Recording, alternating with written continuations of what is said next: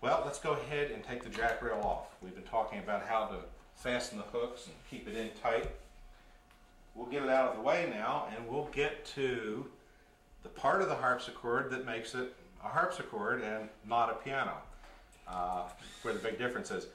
These are the jacks. The harpsichord is plucked. The strings are not hammered, they're plucked. That happens with these things called jacks. On the antique instruments, these were made out of wood, used boar's bristle. This is made out of a modern plastic, Delrin. Does the same thing that the antique jacks do. What you have here is the piece that rises up and down on the key. It has one moving part, a tongue, spring loaded to keep it in a fully upright position. When the jack rises, the plectrum plucks the string. On the way back down, the spring-loaded tongue enables the plectrum to escape back underneath the string again. The woven cloth serves as a damper. At full return, the jack at full rest allows this piece of cloth to touch the string and stop it from sounding. If it were possible to get a close-up of this actually happening, if you were able to put your eye right down here where I'm looking, you would be able to see the pluck actually taking place.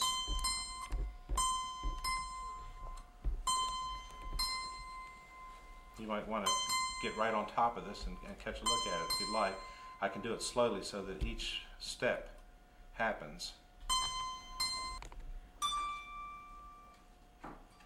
With these jacks, there's no reason for any of you to ever be in here, because I know the instrument's new and you're going to want to show this to your students. That would be probably the one time you'd want to explain to your students how the harpsichord works.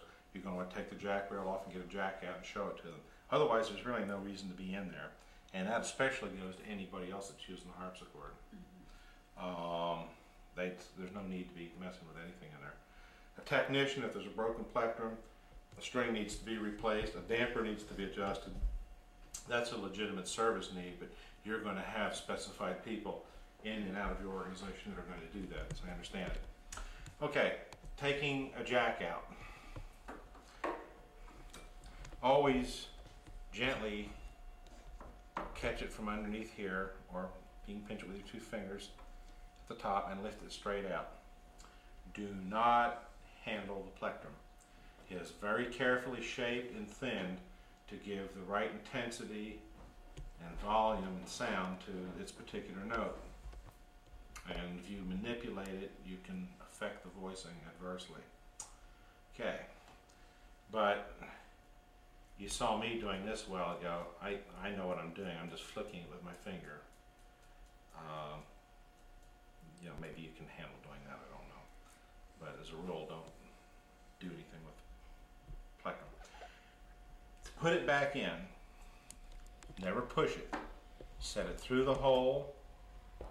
Wiggle it until it drops on its own accord. Why? These registers are covered with leather. There's another register underneath that you cannot see. It's about this far below. It's also covered with leather. We call it the lower guide because it doesn't actually move. We call these registers because they move, so they register the jacks on or off. At any rate, both of these are covered with leather.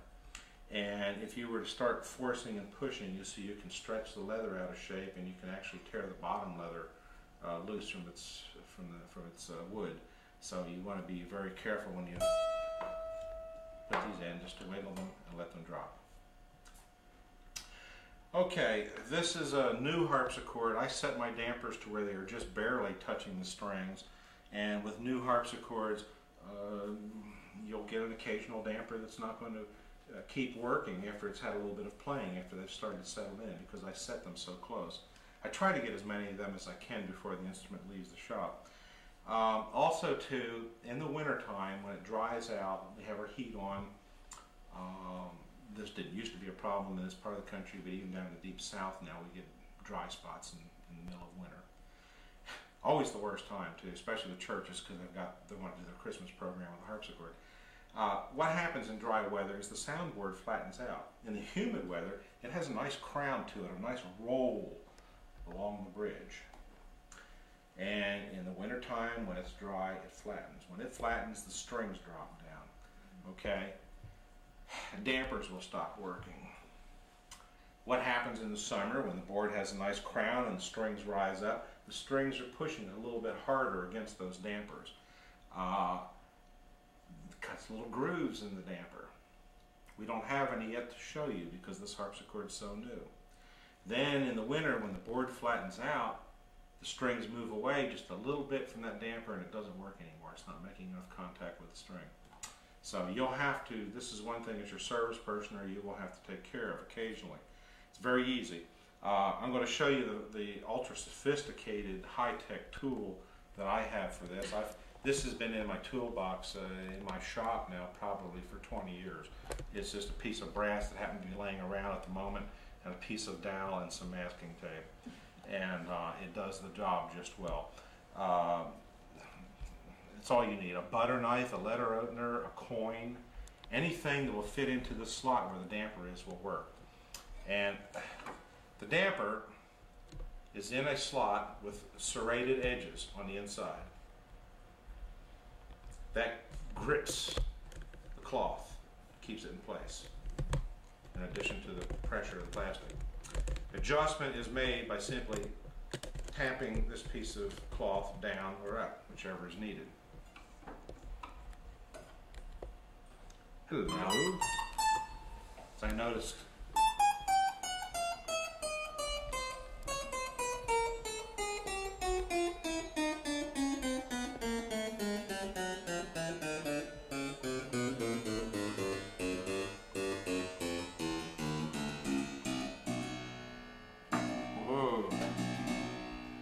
tool,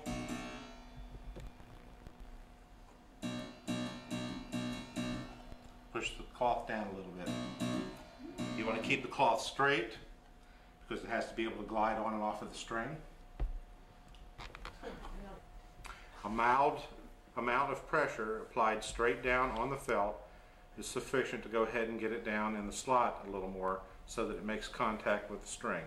To test as to whether you have done it properly or not, or done it enough, is to simply play the note. Is it damping now? Yes. That means that you've pushed it down enough to do its job. So the goal is to push it down enough to do the job, but not too much.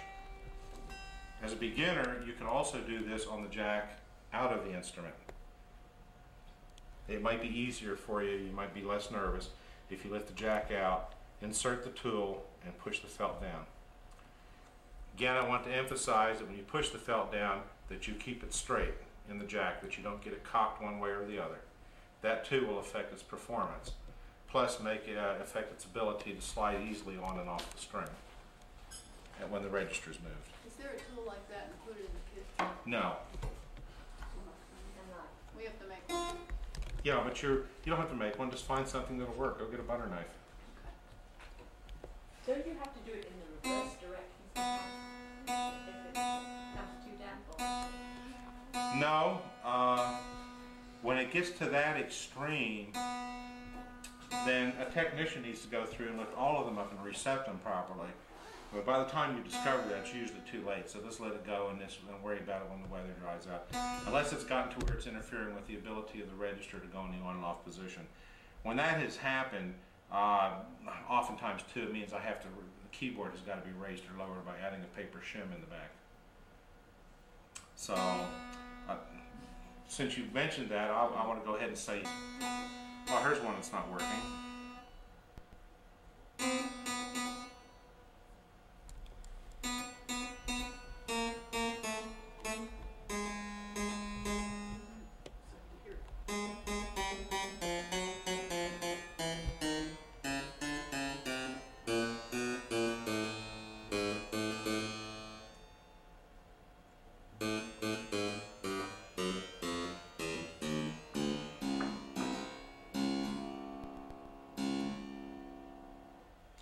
Sometimes, by the way, it's not the one you're working on that's sounding. In this case right here, The front set's the one that's doing the plucking, but it's actually the damper on the back set that's not working.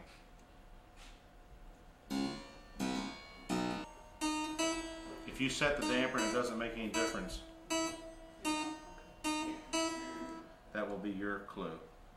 I recognize it by sound.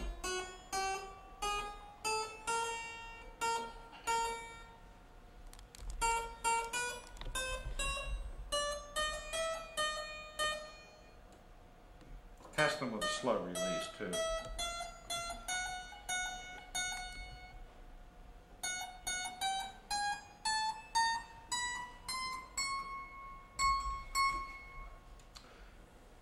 Conversely, Gretel, in the dryness of the winter, and the strings have dropped too far from the dampers, they're also dropping perhaps too close to the plectrum, since they're going away from the damper towards the plectrum. So you will find situations where not only the damper's not working, but the plectrum are not far enough under the string. And any attempt to lower the damper far enough to make it work will ensure that the plectrum won't be able to return under the string. Sometimes the soundboards will flatten out enough that they don't anyway, in which case the keyboard has to be lowered. And I have provided paper shims on the back, and I can instruct you or anyone over the telephone to remove the keyboard from the instrument and peel a layer of paper off and just drop the whole thing down a little bit for the dry season. The trick is the following spring, when and if to make the decision to bring the keyboard back up for the humid weather. Again, that's one of those things that works itself out in the first year or so, and you don't have to mess with it